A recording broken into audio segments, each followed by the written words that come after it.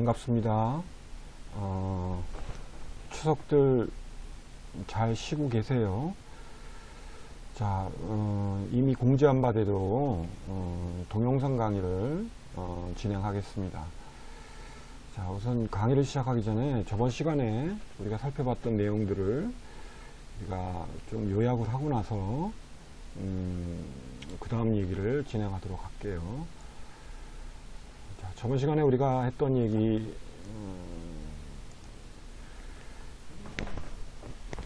요약하자면 이제 우리가 실공간 타임 도메인 그래서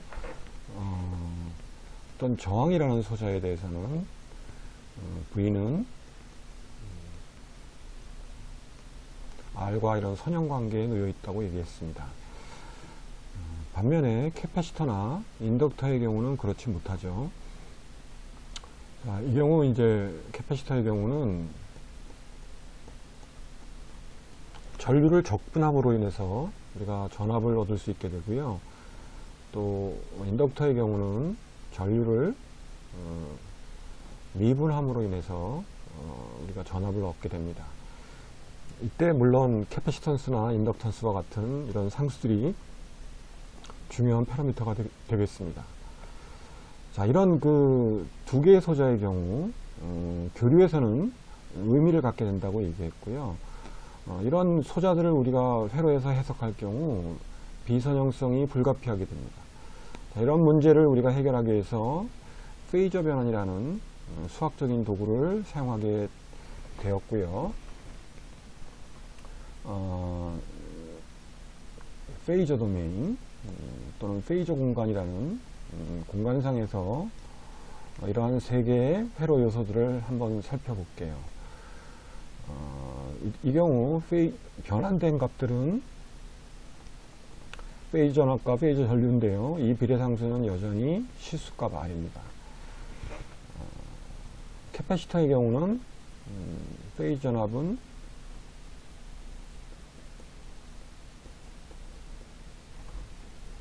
J-C분의 1이라는 비례상수를 중심으로 비례관계에 놓이게 된다고 얘기했고요. 인덕터의 경우는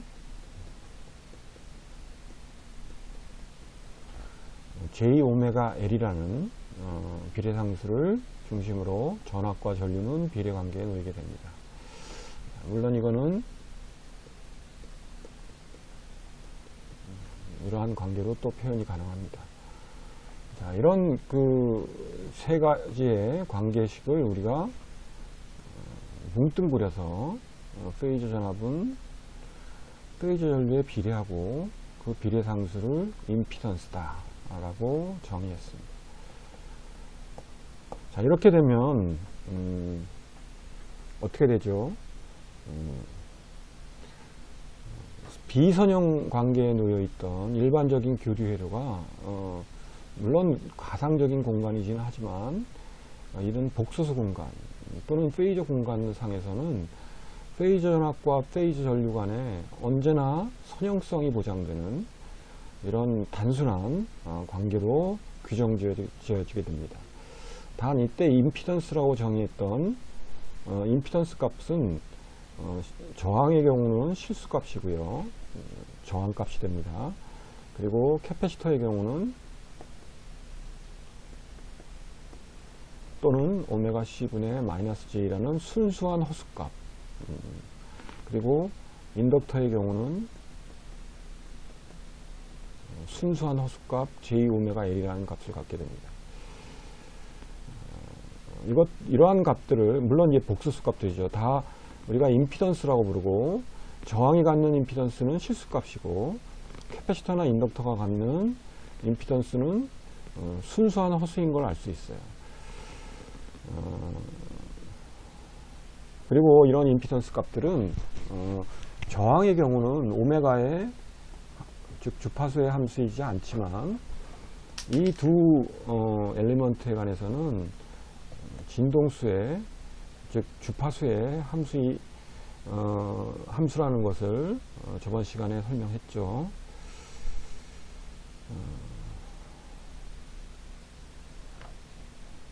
자, 그러면 이러한 단순한 회로를 한번 생각해 봅시다. 자, 실공간입니다. 타임 도메인에서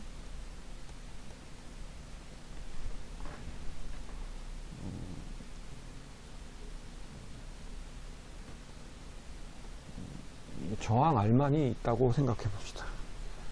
그리고 여기 입력된 전압 교류입니다. 입력된 전압이 있고요. 저항을 통해서 전류 I가 흐르겠죠. 물론 이 전류도 역시 교류입니다. 그렇다면 물론 V는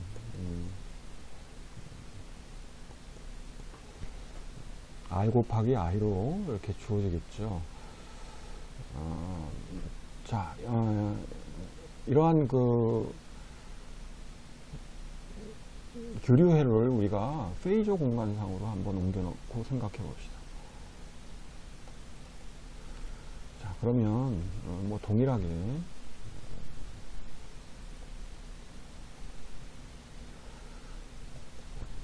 페이저 전압이 이렇게 걸려 있고요. 이 저항의 임피던스는 그냥 R입니다.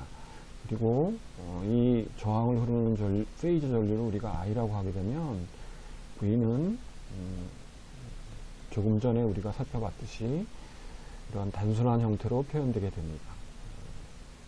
자, 그런데 이 페이저 전압이란 복소수고요. 페이저 전류란 역시 복소수입니다. 그 얘기는 뭐냐면 이 페이저 전압을 우리가 예를 들어서 앰플리튜드가 Vm이고 세타 V라는 위상값을 갖는 복소수 값이라고 생각을 해봅시다. 자, 그렇다면 우리가 복소수 공간상에 이 페이저 전압을 그려보면요.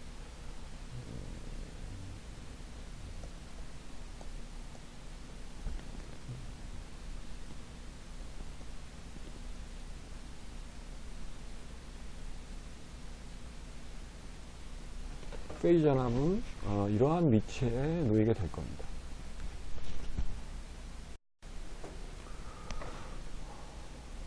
자, 페이저 전류도 동일하게 표현하면 전류의 앰플리튜드와 전류의 이상값으로 표현할 수 있고요. 자, 그런데 보시면 V는 실수값 곱하기 페이저 전류로 주어졌기 때문에 이 I라는 값과 V라는 값은 예를 들어서 페이저 전류를 이런 값이라고 놓으면 V는 R, I니까 R, IM, 세타 I가 돼요. 그 얘기는 페이저 전압의 위상과 페이저 전류의 위상값 세타 I는 동일하다는 겁니다. 왜냐하면 비례상수가 실수이기 때문에 그래요.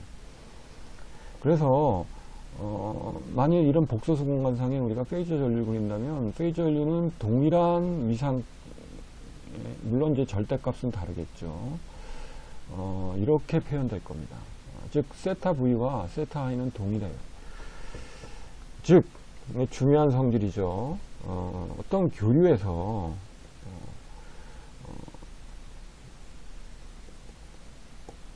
만일 전류가 우리가 인간 전압이 때문에 저항해서 전류가 흐르게 될 텐데 그럴 때 전압과 전류의 위상값은 언제나 동이상, 이걸 인페이즈라고 하죠. 동일한 위상에 놓여 있다는 겁니다. 자, 이게 무슨 의미냐면 여러분들이 이 교류는 이렇게 들어오죠. 즉 전압이 이렇게 어떤 시간에 따라 이렇게 시간축입니다. 이게 실공간에서 이렇게 만약 입력된다면 여기 이 저항 쪽에서 전류가 또 출력이 될 텐데요. 출력되는 전류도 동일한 위상을 저항단에서는 갖게 된다는 겁니다. 위상이 바뀌지 않는다는 겁니다. 무슨 말인지 알겠죠? 즉 여러분들이 기억해야 될 것은 교류에 있어서 중요한 성질로 저항의 경우에 있어서는 전압과 전류는 언제나 저항에 있어서 저항에 걸리는 전압과 저항을 흐르는 전류는 언제나 동위상관계, 같은 위상, 즉 세타 V와 세타 I는 동일하다는 겁니다. 자, 그런데 캐패시터의 경우는 그렇지 않아요. 자, 봅시다. 여기 회로가 이렇게 있습니다. 만약 캐패시터만 존재한다고 가정을 해봅시다. 입력 전압이 있고요. 이 캐패시터를 흐르는 전류가 있다고 가정을 해봅시다. 만일 이 전압이 직류라면 전류조차가 흐르지 않겠죠. 지금 전류가 흐르고 있다는 얘기는 이미 우리가 고려하는 이 전압은 교류 전압이라는 것을 이미 얘기하고 있는 거죠. 자, 아무튼 우리가 페이저 공간으로 또 고쳐놓고 생각해 봅시다. 이건 페이저 전압이 걸려 있고요. 그 다음에 이 캐패시터의 임피던스는 오메가 C분의 마이너스 J고요. 자, 이 캐패시터 단을 페이저 전류 I가 흐르고 있습니다. 따라서 우리가 이미 알고 있는 V는 임피던스, 캐패시터의 임피던스 오메가 C분의 마이너스 J, 그 다음에 페이저 전류 이렇게 주어집니다. 이렇게 되죠. 자, 근데 이 J, 마이너스 J라는 것은 뭡니까? 이거를 마이너스 J라는 것을 복소수 공간상에 여러분들 그려보면 크기가 1이고 여기 있는 요 복소수예요. 요게 마이너스 J입니다. 즉, 마이너스 J는 달리 쓴다면 크기는 1이고요. 위상은 마이너스 90도. 또 그래서 마이너스 J를 흔히 마이너스 90도 이렇게 1은 생략하고요. 이렇게 표현하기도 합니다. 따라서 얘는 어떻게 쓸 수 있냐면 오메가 C분의 마이너스 90도 이렇게 쓸 수 있어요. 폴라 폼으로 쓴다면 이건 렉탱귤러 폼이죠. 자, 그 얘기는 뭐냐면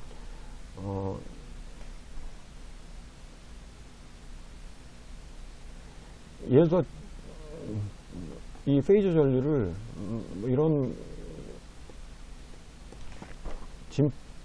앰플리튜드와 위상값을 갖고 있는 페이저 값이었다고 가정을 한다면 전압은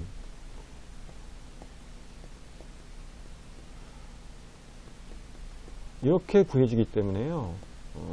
이거 어떻게 됩니까? 오메가 C 이건 다 상수고요. IM이죠. 이건 다 그냥 상수값이고요.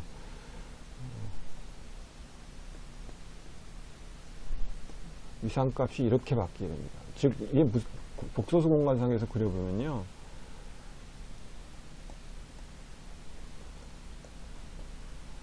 만약 전류가 여기 있다면, 페이저 전류가,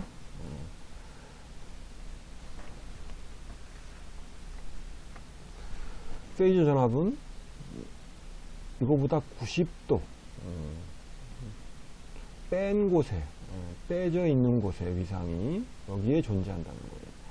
즉, 이쪽으로, 음의 방향으로 90도 회전한 쪽에 존재한다는 거예요. 그 얘기는 뭐냐면, 우리가 언제나 양의 각도는 카운터 클락와이즈, 반시계 방향으로 정의한다고 얘기했고, 따라서 우리가 어떤 위상이 앞서냐 뒤서냐를 정의할 때 시계 방향, 반시계 방향으로 이 전류가 전압보다 90도만큼 더 앞서 있죠. 그래서 이 경우 우리는 전류는 전압에 비해서 90도 위상이 앞선다, 선행한다 또는 앞선다, 이런 표현을 쓰게 됩니다. 리딩, 영어로는 리딩 페이즈라고 하죠. 따라서 무슨 얘기냐면 전류가 이 출력값이 전류 아닙니까? 우리가 입력을 우리가 V라는 전압을 입력했을 때 출력값이 전류가 되는데요. 우리가 교류를 집어넣었을 때 그 교류의 위상보다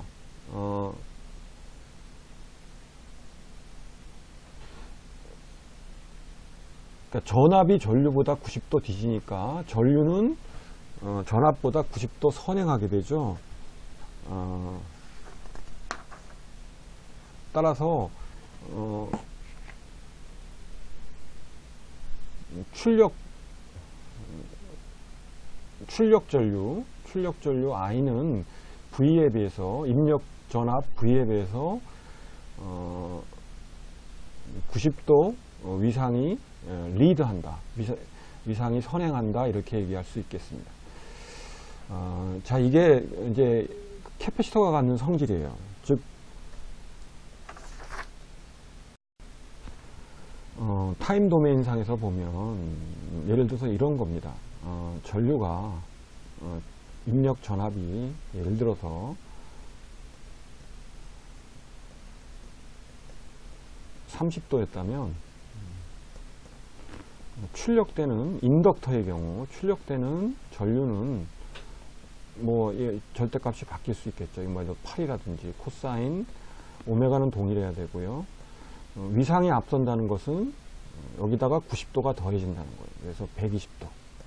이런 위상, 90도만큼 위상이 앞서게 되는 관계를 갖게 된다는 겁니다. 이거를 그림으로 뭐 또 그려보자면,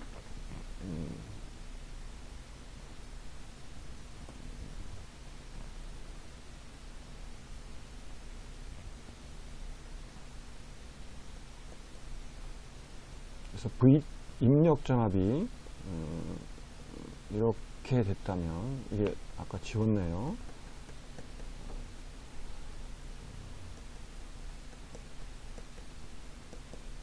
(30도였다) 그러면 전류는 8 코사인 20t 플러스 90에 30을 더한 거니까 120도가 된다는 거고요. 즉 전류는 90도만큼 위상이 앞서니까 수학적으로는 90도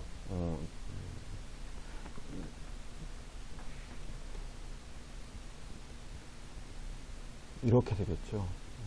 이 커브를 90도만큼 왼쪽으로 이동한, 즉 이런 위상 차이가 90도만큼 발생한다는 거예요. 인덕터의 경우를 봅시다.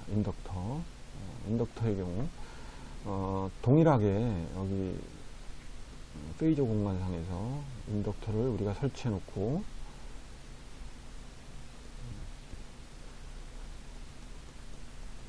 인덕터를 하는 전류를 페이저 전류 I라고 한다면 V는 이렇게 주어져요. 이 J는 1에 90도죠. 따라서 그냥 90도라고 쓸 수 있고요. 따라서 오메가 L에 90도 곱하기 I입니다. 따라서 전압이 이번엔 전류보다 90도 앞서게 돼요. 그 얘기는 복소수 공간상에 그려놓고 나면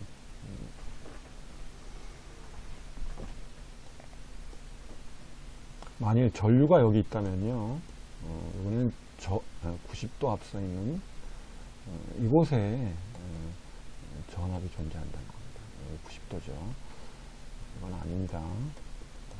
그래서 여기에 전류가 존재하고 여기에 전압이 존재한다는 겁니다.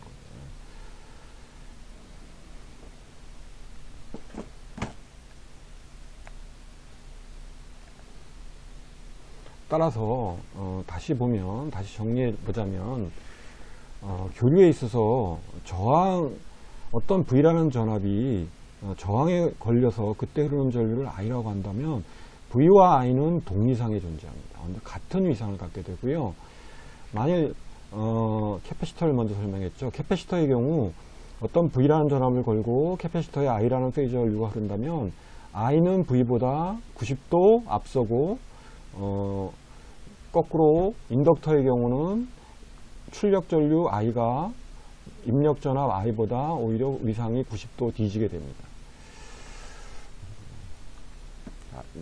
이 성질을 여러분들이 기억하시고요. 자, 그러면 다시 임피던스라는 얘기로 다시 돌아와 봅시다. 자, 아까도 얘기했듯이 V는 임피던스라는 비대상, 복수수죠. 를 중심으로 해서 페이저 전압과 페이저 전류는 비례관계를 갖게 됩니다. 얘기했듯이 이게 순수한 인덕터일 경우는 이 임피던스는 J-오메가-L이 되고요. 순수한 캐패시터일 때는 J-오메가 C분의 1이 됩니다. 만일 DC라면 오메가가 0이라는 거죠. 주파수가 진동수가 0이라는 얘기고요. 따라서 임피던스는 0입니다. 인덕터의 경우 임피던스가 0이라는 얘기는 뭐예요? 인덕터는 DC에서는 저항이 0인 숏서킷이 된다.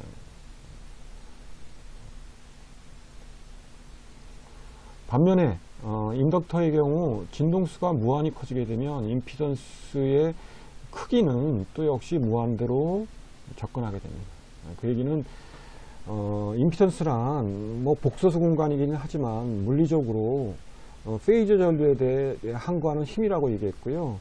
이 페이저 전류를 막는 힘이 무한히 커진다는 겁니다. 그래서 전류가 잘 안 흐른다는 것을 결론적으로 의미해요. 즉 인덕터의 경우는 주파수가 낮아지게 되면 DC 쪽으로 가게 되면 거의 저항성 전류에 항거하는 힘이 거의 없는 그냥 숏서킷처럼 돼버리고요. 주파수가 무한히 커지게 되면 엄청난 전류에 항거하는 힘이 생겨나게 돼요. 반면에 저항이라는 것은 저항의 임피던스는 언제나 상수죠. 그래서 오메가에 무관하고요. 언제나 일정한 값을 갖게 됩니다.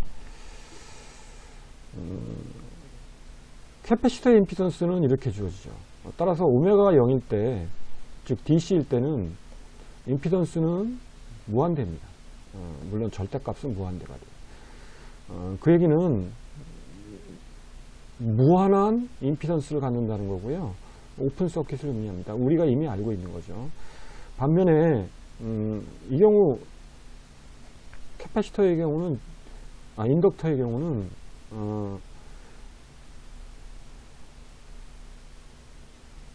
지금 캐패시터에 대해서 얘기하고 있죠. 캐패시터의 경우는 만일 진동수가 무한히 커진다면 임피던스는 거의 0으로 접근하게 돼요. 그래서 전혀 반대의 이런 거동을 나타내는 걸 여러분들이 알 수 있습니다. 자, 근데 뭐 여러분들 그럼에도 불구하고 이 임피던스는 복소수고요. 따라서 엄밀히 말하면 우리가 단위를 부여할 수는 없지만 편의상 우리가 오음이라는 단위를 부여한다고 얘기했죠.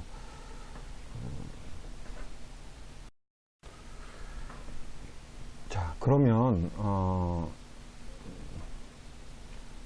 임피던스란 다시 중복되는 얘기인데요. 순수한 저항일 때는 임피던스는 순수한 호수값입니다. 그리고 캐패시터의 경우는 순수한 호수예요. 그리고 부호는 음수입니다. 또 인덕터의 경우는 임피던스가 순수한 호수예요. 하지만 일반적인 회로의 경우는 이 R과 L과 C가 섞여 있겠죠.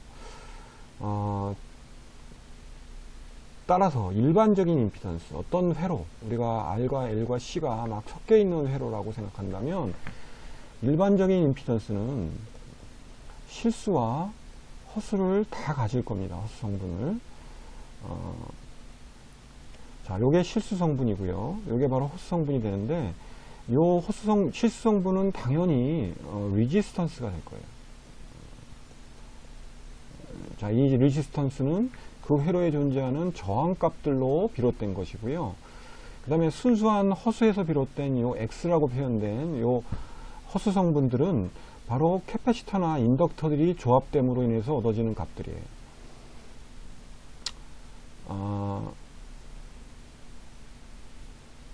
따라서 우리가 이 임피던스라는 것을 복소수 공간상에 그려놓고 나면 이렇게 될 겁니다. 우리가 어떤 임피던스 G라는 것을 복소수에 그려놓고 나면 실수 성분 R이 있겠죠. 여기 R이고요. 그 다음에 허수 성분 X가 존재할 겁니다. 자, 이 X를 우선 우리가 뭐라고 부르냐면 리액턴스라고 부릅니다. 리액턴스. 그래서 임피던스란 실수성분인 리지스턴스와 허수성분인 리액턴스의 조합으로 이렇게 주어지게 돼요.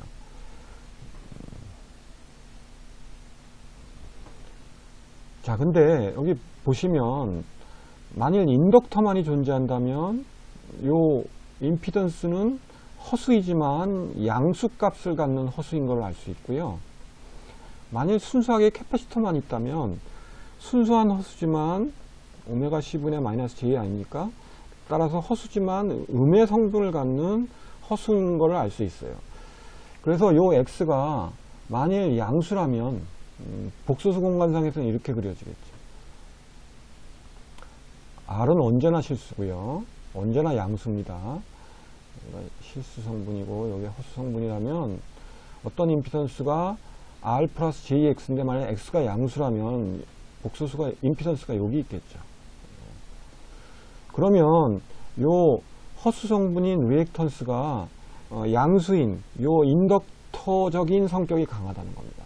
물론 일반적인 임피던스는 실수성분과 허수성분을 다 가지고 있으니까 저항과 인덕터와 캐패시터의 조합이에요. 이런 것들이 섞여 있긴 하지만 만일 그런 임피던스가 이렇게 일사분면상에 존재한다면 리액턴스가 요 X값이 양수값을 갖게 되기 때문에 바로 인덕터적인 성격이 강하다는 걸 알 수 있어요. 그래서 이런 임피던스를 우리가 인덕티브한 임피던스라고 합니다. 반면에 만일 X값이 음수라면 임피던스는 여기 놓이게 돼요.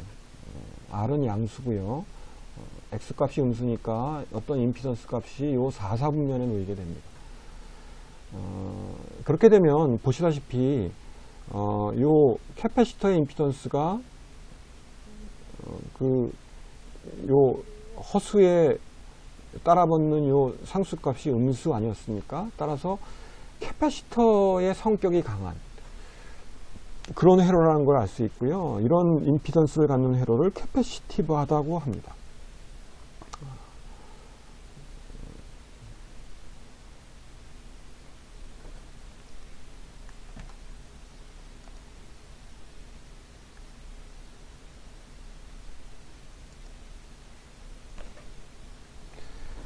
자, DC에서도 우리는 V는 RI 뭐 이렇게 썼고요. 또는 I는 R분의 1 V 아닙니까? 이럴 때 우리 이 저항의 역수를 G라고 썼고요. 요거를 콘덕턴스라고 했었습니다. 저항의 역수값을 우리가 콘덕턴스, 얼마나 전류가 잘 흐르는지, 이건 저항은 전류에 항거하는 힘이라면 얘는 전류를 얼마나 잘 흐르는지에 대한 지표가 되는 값이고요. 단위는 당연히 오음의 역수값이, 또는 이걸 우리가 지멘스라고 불렀었죠. 자, 동일하게 우리가 교류에서도 이러한 임피던스의 역수를 우리가, 이것도 또 하나의 복소수인데요. 우리가 어드미턴스라는 복소수로 정의하게 돼요. 따라서 V는 페이저 전압은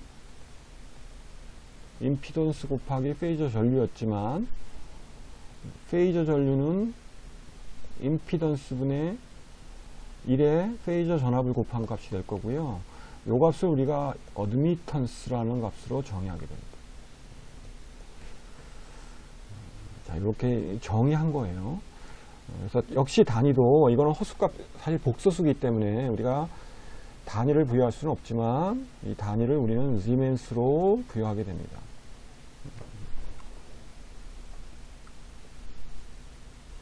자, 어드미턴스 역시 복소수인데요. 실수 성분과 허수 성분을 갖게 돼요. 당연히 실수 성분은 조금 전에 정의했듯이 R분의 1인 컨덕턴스가 바로 실수 성분이 될 거고요. 이 허수 성분이 존재하게 되는데 이 허수 성분을 우리가 서셉턴스라는 이름으로 정의하게 됩니다. 사실 뭐 이것도 똑같이 복수수 공간상에 그릴 수 있는데요. 이건 중요한 부분은 아니고요. 사실은 임피던스는 조금 전에 얘기했듯이 저항 플러스 리액턴스라는 형태로 표현되는데 이거의 역수를 우리가 어드미턴스로 정의했기 때문에 동일한 논리를 적용한 것 뿐입니다. 실질적으로 요 B라는 서셉턴스라는 값은 거의 잘 사용하지 않는 용어고요. 그냥 여러분들은 어드미턴스라는 것이 임피던스의 역수다 정도, 그리고 실성분은 컨덕턴스고 호성분은 서셉턴스라고 부른다, 이 정도만 아시면 충분할 것 같습니다. 자, 그러면 이제 우리가 교류에 있어서 중요한 용어 두 개를 정의했어요.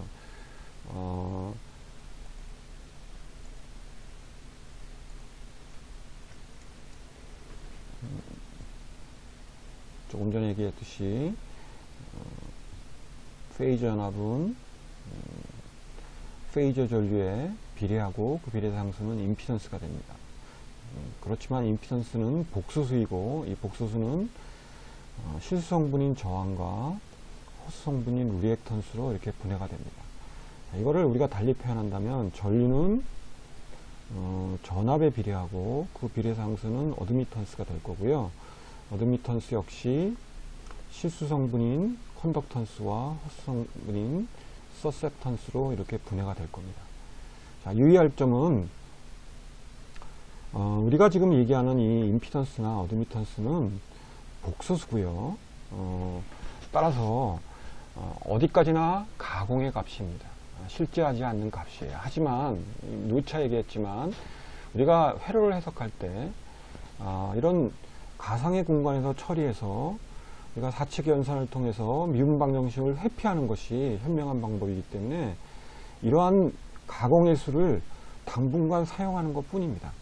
그래서 우리가 단위도 오hm 또는 시멘스라고 부여하고 있는 것 뿐입니다.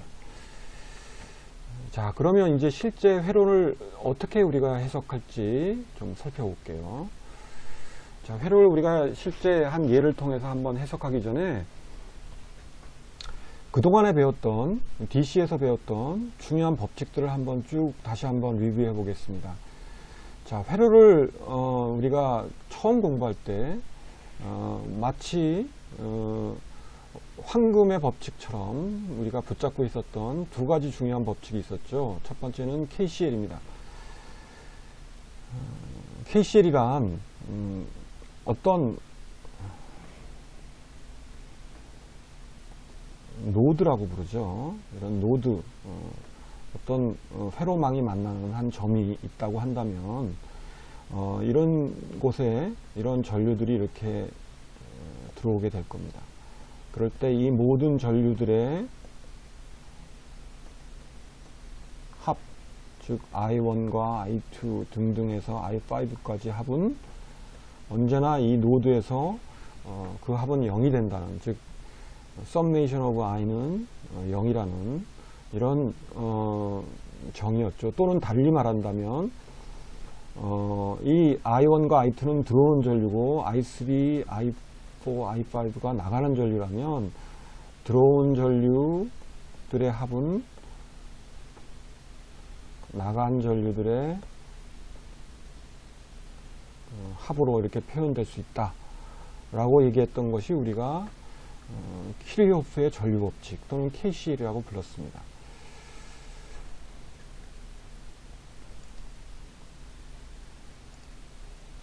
KVL은 이런 거였죠.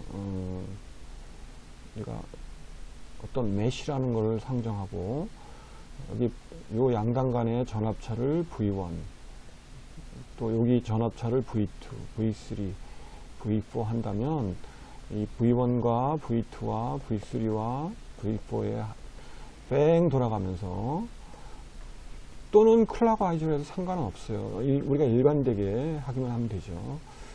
즉 summation of voltage는 언제나 0이 된다는 이러한 정의였습니다.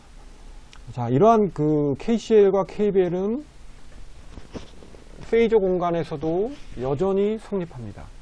즉 어떤 노드를 중심으로 해서 시그마 IK는 0입니다. 뿐만이 아니라 KVL, 어떤 루프 또는 메쉬를 중심으로 해서 뺑 돌아가면서 합친 페이저 전압의 합도 역시 0이 된다는 이런 믿음은 변치 않게 적용됩니다. 또한 우리 저항, 직렬 저항과 병렬 저항에 대한 DC에서의 중요한 성질이 있었죠. 예를 들어서 R1과 R2가 만일 직렬 상태에 놓인다면 이 토탈 레지스턴스는 이렇게 주어지죠. 물론 이게 여러 개 있으면 이런 것들에 계속 합으로 주어집니다. 직렬이라면. 자, 이것도 역시 동일하게 적용되게 되죠. 우리가 앞으로 일반적인 임피던스를 많이 이런 형태로 그리게 된다면 임피던스 1과 임피던스 2의 직렬 임피던스는 시리즈 임피던스는 이렇게 주어지게 됩니다.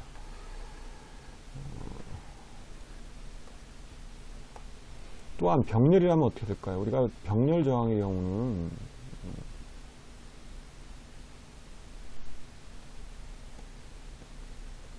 자, 이 parallel resistance 병렬 저항의 경우는 total resistance의 역수는 이렇게 주어지지 않았습니까? 임피던스도 마찬가지예요. 토탈 임피던스는 이게 여러 개 있다면 역시 또 이렇게 되겠죠. 동일하게 이러한 관계가 성립되게 됩니다.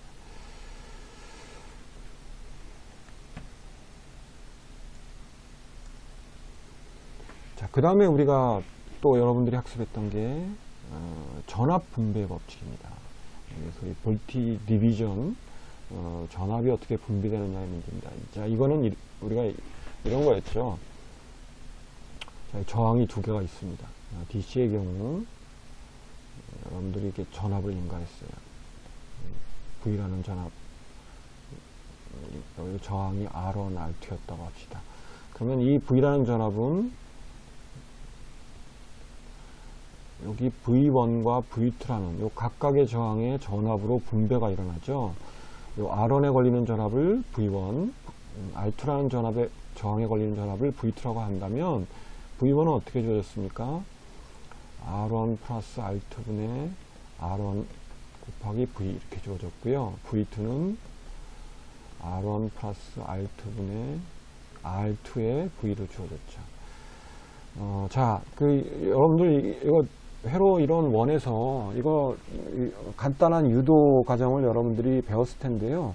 이 유도 과정 중에 당연히 어떤 성질이 적용됐냐면요. V는 RI라는 소위 오음의 법칙이 성립할 때만 바로 이 전압 분배 법칙이 성립한 걸 여러분들이 기억하고 있을 겁니다. 즉 어떤 회로가 선형성을 갖지 못한다면 전압 분배 법칙은 성립하지 않아요. 예를 들어서 교류인데 C1, C2가 있고요. 캐파시턴스가. 여러분들이 여기 교류 전압을 걸었어요. V라고. 그러면 여기에 걸리는 전압 V1과 V2를 V는 C1 플러스 C2분의 C1, V1 이렇게 안 된다. 이런 전압 분배는 절대 가능하지 않다는 겁니다. 교류에서는 이게 성립하지 않아요. 실공간에서는, 타임 도메인에서는. 그러나 우리가 이미 이제 페이저 변환이라는 걸 배웠기 때문에요. 페이저 변환된 복수수 공간에서는 이게 성립한다는 겁니다. 여기 보시면 교류 전압 V가 걸려 있고요. 임피던스 1과 임피던스 2가 시리즈로 물려 있습니다. 각각에 걸리는 교류 전압을 V1, V2라고 한다면 V1은 G1 플러스 G2분의 G1의 V로 이렇게 주어집니다. 마치 DC하고 똑같죠. 또 V2도 G1 플러스 G2분의 G2 곱하기 V로 주어집니다. 즉 정확히 동일한 전압 분배 법칙이 이루어짐을 알 수 있어요. 자, 그리고 우리가 전류 분배 법칙도 배웠죠. 전류 분배 법칙은 이런 거였습니다.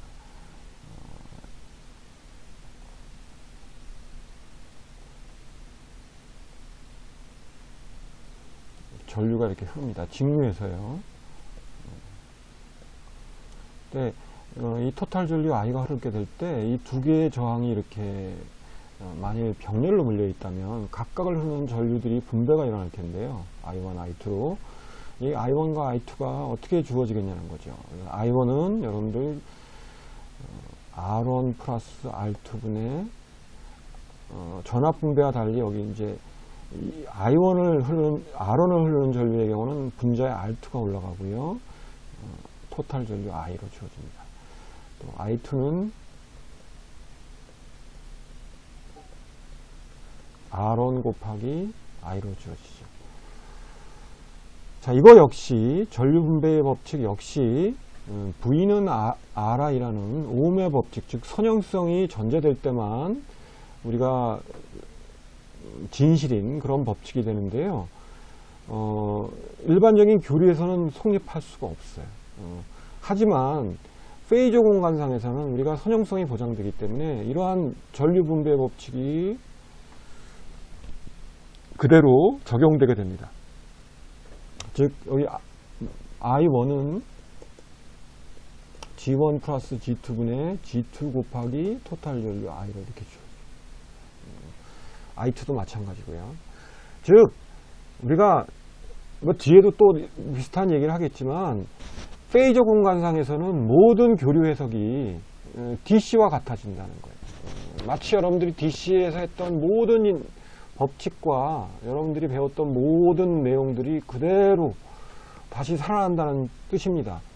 여러분들 Y델타 컨버저도 알죠? Y 커넥션, 이런 커넥션 또는 이거를 우리가 등가적으로 변환할 수 있는 델타 컨버전이 있었죠. 이게 뭐 이거 중요하진 않지만 잠깐 살펴보면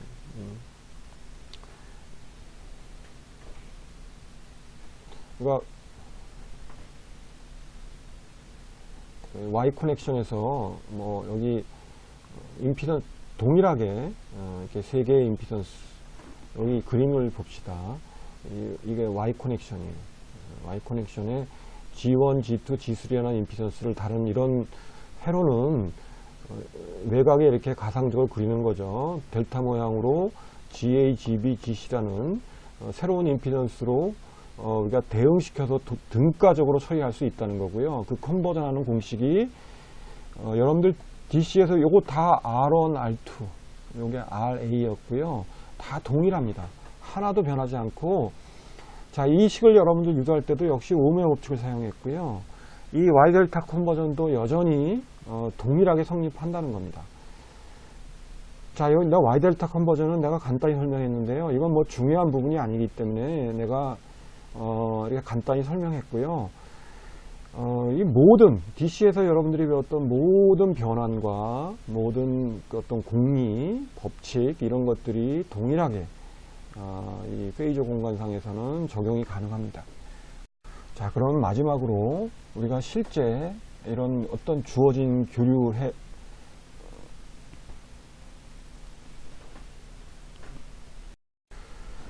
자, 그러면 우리가 그 실제 이런 간단한 교류 회로를 어떻게 해석하는지 페이저 변환을 통해서 실제 한 간단한 예제를 한번 풀어보기로 하고요. 요 다음 챕터에서는 이제 우리가 배웠던 페이저 변환의 이론을 통해서 실질적으로 다양한 문제들을 풀어보는 그런 일들을 아마 추석 끝나고 나서 우리가 시작하게 될 것 같습니다. 자, 문제를 좀 살펴봅시다. 여기 보면 전원이 있어요. 볼티지 소스가 있고 보시다시피 교류입니다. 자, 여기 20V가 앰플리튜드고요. 오메가가 4입니다. 위상은 마이너스 15도. 자, 이런 그 어떤 교류 파형이 입력되고 있는데요. 이 회로에 보면 세 종류의 엘리먼트들이 있습니다. 캐패시터 10mF, 즉 0.01F입니다. 그 다음에 65ohm짜리 저항, 그리고 5헬리짜리 인덕터 이렇게. 이럴 때 이제 우리가 알고자 하는 것은 지금 요 인덕터에 걸려 있는 전압을 V0라고 하면 이 출력 전압을 찾고 싶은 거예요. 자, 이런 회로를 해석할 때는 우리가 결론적으로 이 경우라면 엄밀히 말하면 2차 회로입니다. 즉 그 에너지 저장 장치라고 하죠. 캐패시터나 인덕터는 우리가 저항은 흔히 얘기할 때 에너지를 소비하는 장치, 디시페이션 되는 그런 장치라고 얘기하고요. 인덕터는 자기장의 형태로 우리가 마그네틱 필드죠. 에너지를 저장한다면 캐패시터는 일렉트릭 필드의 형태로 우리가 에너지를 저장하는, 뭐 이 두 개나 다 에너지 스토리지 디바이스입니다. 그래서 이 에너지 스토리지 디바이스가 하나 있다면 우리가 1차회로, 이것이 두 개 있다면 2차회로, 이런 것들을 여러분들 아마 배웠을 텐데요. 따라서 이 회를 우리가 여러분들이 뭐 이런 페이저 변화에 도움이 없이 배운다면 2차 미분 방정식을 풀어야 돼요. 자, 근데 지금 우리가 페이저 변화를 이제 배웠기 때문에 이것이 얼마나 간편하게 우리가 해석이 될 수 있는지 여러분들이 보게 될 겁니다. 자, 이 상태로는 여러분들이 여러 가지 어려움이 있어요. 그대로 KCL이나 KBL을 적용하게 되면 결론적으로 얻게 되는 식은 미분 방정식밖에 남지 않습니다. 따라서 그런 미분 방정식을 지금 회피하자는 거고요. 따라서 우리가 이 회로를 그대로 페이저 변환을 하게 됩니다. 자, 우선 이 전원부터 페이저 변환하면 20에 마이너스 15도입니다. 그쵸? 물론 단위는 볼트고요. 얘기했죠. 페이저 변압은 복소수기 때문에 우리가 단위를 부여할 수 없지만 편의상 부여한다고 그랬고요. 자, 얘는 그대로 임피던스가 65입니다. 저항은 뭐 변화가 없고요. 그 다음에 이 캐패시터에 지우고 합시다.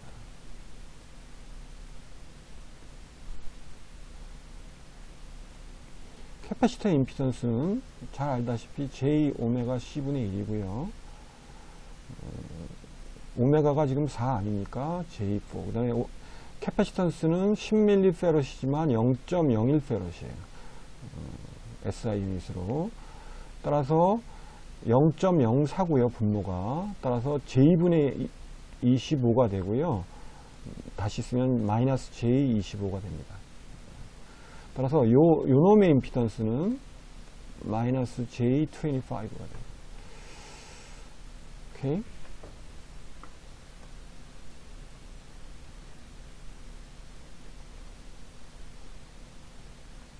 됐죠?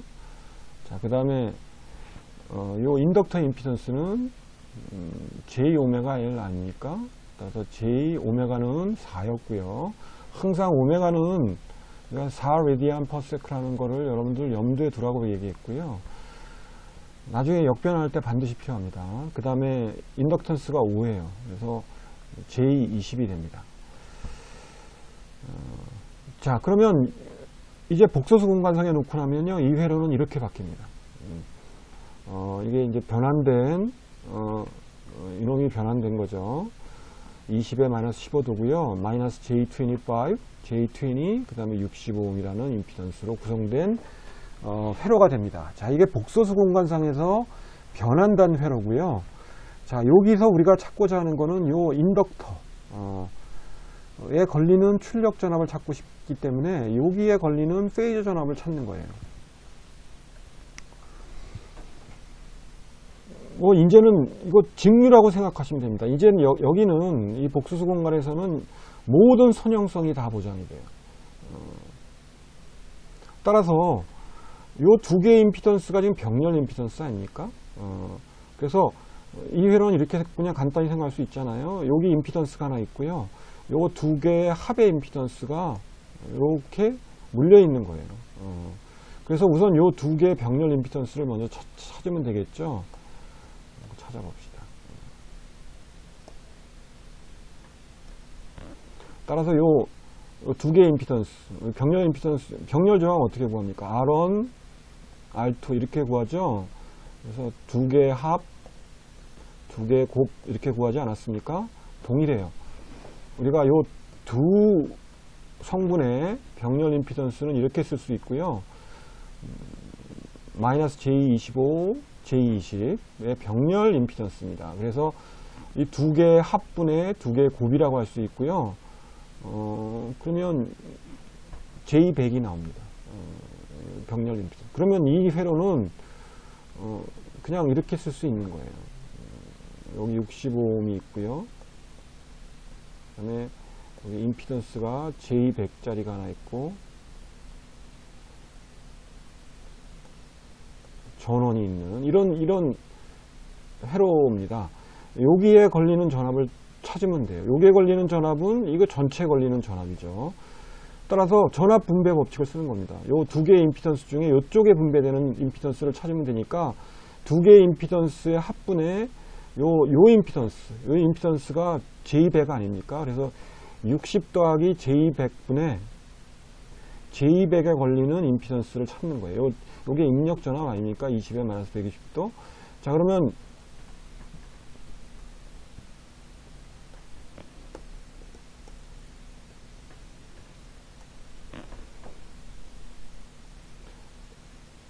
우리 연습했죠. 여기는 렉탱귤라 폼이고 요거는 그냥 90도 이렇게 J라는 것은 그냥 1의 90도입니다. 그래서 요건 그냥 90도라고 넣을 수 있고 얘를 폴라폼으로 고치면 돼요. 폴라폼으로 고쳐서 폴라폼과 폴라폼끼리 연산을 하게 되면 이 부분은 이렇게 되고요. 폴라폼과 폴라폼의 곱이죠. 곱이면 0.8575 곱하기 20이 새로운 절대값 17.15가 되는 거고요. 위상은 30.96도 더하기 마이너스 15도니까 이거 빼기 이게 되겠고요. 15.96도가 됩니다. 따라서 출력 페이즈 전압이란 17.15 15.96도가 돼요. 찾은 겁니다. 벌써 풀었어요. 미분 방정식 뭐 의존하지 않고요. 이걸 역변환만 하면 됩니다. 어떻게 됩니까? 출력 전압 실공간에서의 출력 전압은 앰플리튜드 17.15 코사인 오메가는 기억하라 했죠. 4고요. 4t 플러스 위상은 15.96도가 됩니다. 자, 요게 여러분들이 찾은 해답이 되겠습니다. 자, 이해가 가시죠? 자, 오늘은 뭐 시간 관계상 여기까지 강의를 진행하고요. 요 뒤에 실제 페이저 변환의 어플리케이션 응용의 예가 뭐 한 두 가지 정도 얘기가 나와 있는데요. 그분들은 추석 끝나고 뭐 한두 개 정도, 이거 크게 중요한 건 아니니까 한두 개 정도 설명을 하고 본격적으로 페이저 변환을 통해서 회로를 해석하는 다양한 그 엑서사이즈 챕터에 해당하는 다음 챕터로 이동해서 우리가 연습을 많이 하도록 뭐 다 여러분들 지금 풀어본 이런 연습 문제와 비슷한 것들이에요. 따라서 어떤 새로운 이론은 없고요. 여러분들이 이런 다양한 문제를 한번 풀어보는 그런 기회를 갖도록 하겠습니다. 자, 이것으로 동영상 강의를 마치기로 하고요. 여러분들 추석